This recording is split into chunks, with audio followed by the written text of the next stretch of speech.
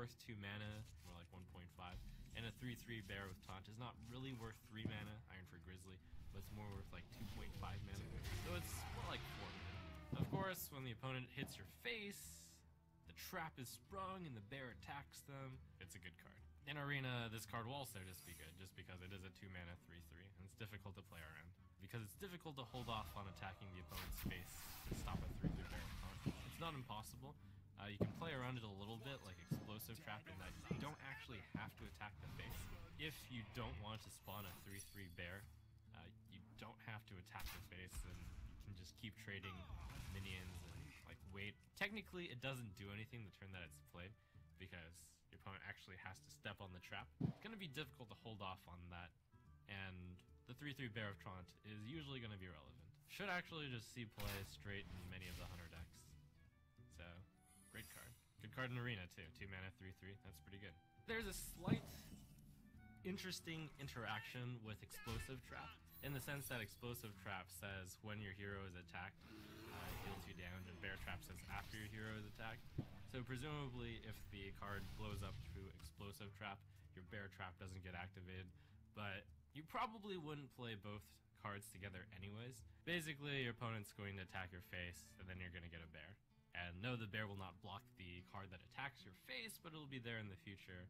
2 mana for a 3/3, even though it's delayed. That's very fair and a cool card. I will go ahead and say that the Grand Tournament has really upped its game in terms of puns. Good job. Oh, Wolf Ram Shield. This is really interesting because when I'm clicking next, I actually have no idea what card I'm going into. And it's like, okay, so, whoa, legendary! In terms of stats, the golden standard is the Boulder Fist Ogre, which is 13 stats for 6 mana. This card is 12 stats for 6 mana, but does have a nice ability, very unique ability attached onto it. Some people have always been like, oh man, I want there to be a taunt for spells. This card is basically that. This card isn't very good at minion combat because they can just hit your face and then kill Bolf Ram Shield without taking damage. I think it might have been interesting for Bolf to also have taunt, but this card isn't actually that good.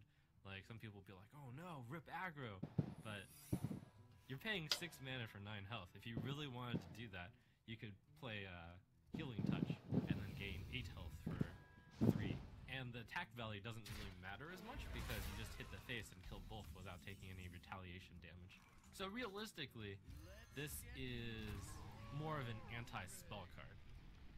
It's worth mentioning that sometimes I imagine you can get some really awkward plus value on both, because whenever your hero takes damage, this minion takes it instead, which means that if both were down to like 1 health, then when the opponent pyroblasts you, both would take 10.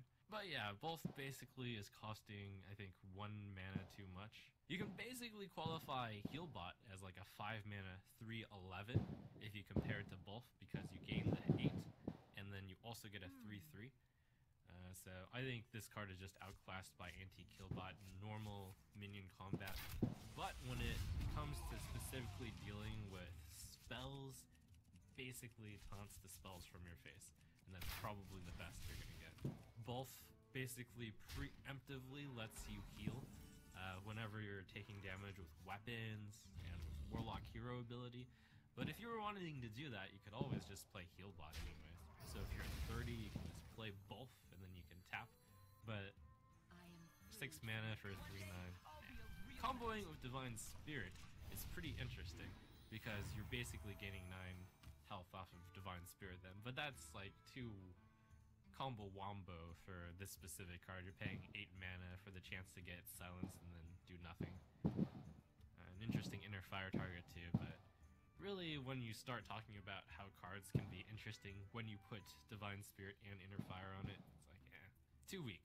In Arena, this card is actually going to be worse than Boulder Fist Ogre because Arena is dominated by minion combat, and both is worse than a Boulder Fist Ogre.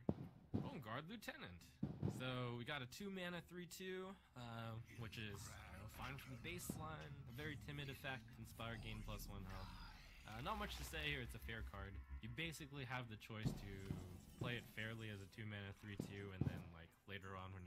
hero powers, you gain a minor benefit, sure. You can also just play it as a 4 mana 3/3 while you're playing the hero power. It's nice and flexible, it's not bad, but it's not something that's good enough to make it into constructed. In Arena, this card's pretty good, because 2 mana 3/2 is already like average, slightly above average, something. And just getting the extra benefit of gaining health on it is that extra nice juice. So, great Arena card. Another pirate for the rogues. With this card, you can play it on turn 1 in your aggressive pirate decks. That's usually the deck that it would fit into. Pirate decks tend to be aggressive, or perhaps they can be a control-y deck with weapon-based cards. This card is very comparable to the Auto Barber, which is a 2 mana 3/2. You give your weapon +1 attack. With Buccaneer, you actually have to play it and then equip a weapon that can be your hero power, that can be any other weapon. 1 mana 2/1 versus the 2 mana 3/2 pirate, so nice small synergy there. Ultimately, kind of mediocre, I think. But, you know, another option for you pirates out there are. In Arena, this card's gonna be one of the better 1 mana 2/1s. In a way, this is kind of like Deadly Poison. Maybe if I think about this from that Arena perspective, it becomes less bad. Because usually you would do weapon up Deadly Poison, and then you would get a 3/2 weapon. Buccaneer can be actually compared a lot with Deadly Poison. You just do it the other way around. So instead of weapon up Deadly Poison, you play Buccaneer weapon. And then instead of getting a 3/2 weapon, you have a 2/2 weapon, and you have a 2/1.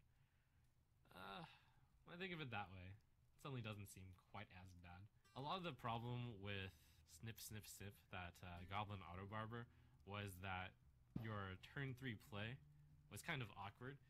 Your turn 2 play was also kind of awkward. Like, you can't play the Auto Barber on turn 2 because you don't have the weapon.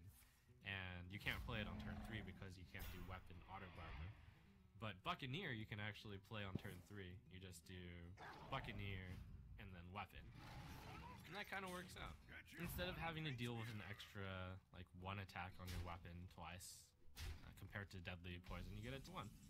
And the more I talk about it, the more I think this is, like, actually fine. And that's pretty much as powerful of a 1 mana card minion you could have made.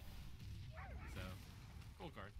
In Arena, probably can be compared to Abusive Sergeant. It basically gives something +2 attack, in this case your weapon. So,